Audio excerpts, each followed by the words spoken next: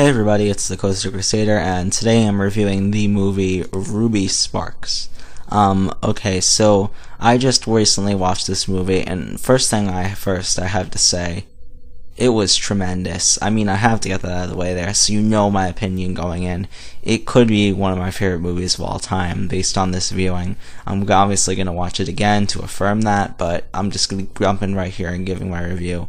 So the plot follows a young writer going into his 30s, played by Paul Dano, named Calvin Ware Fields.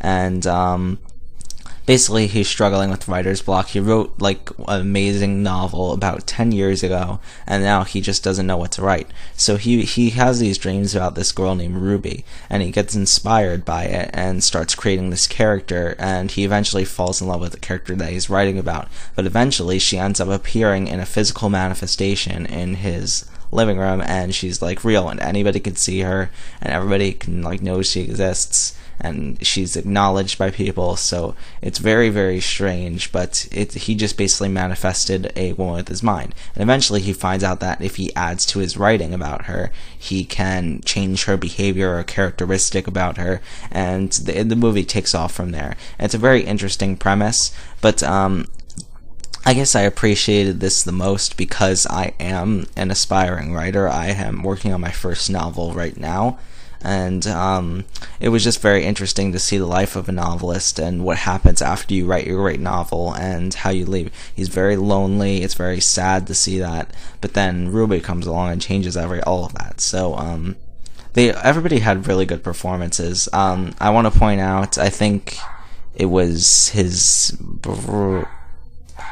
brother Harry, played by Chris Messina. He was hilarious. He brought most of the comedic value to this movie, and even if it wasn't the interactions between Ruby, played by Zoe Kazan, and Calvin, played by Paul Dano. And so one thing I have to say right off the bat is that the story is just so interesting, and the way they did it set up where it doesn't make many sense and it never gets fully explained. It's just so well, because you're still satisfied at the end of this movie. It's a very emotional journey, a very emotional trip, and the characters are all just tremendous. The parents of Paul are hilarious. Ruby is hilarious. I'd say I give a complimentary performance to Harry, played by Chris Messina. I guess I just appreciate it much because I am a writer, and that cannot actually happen in real life, but if it could, that would be pretty damn sweet. But it shows both the pros and cons of that occurring, that you physically manifest a human with your mind. It shows the pros and the cons, which is something that most movies fail to do. They just show the pros, and it's all a happy ending. But no, this isn't a happy end. Well, it sort of is a happy ending, but it's a pretty depressing movie overall, and there's a lot of references to different classic literature, like The Great Gatsby, which we'll get to that eventually.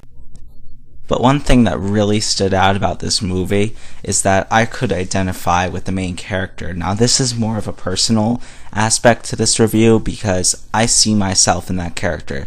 I'm aspired to be a writer, and I could see myself going through his lifestyle, his life being very lonely, very bored, and that's why I felt for this character and the situation he was in. I understood his decision-making and his mental processes because I could see myself projected in the protagonist. And that's something any strong movie should do, but it's even more strong when you see your exact self projected in the future in this protagonist.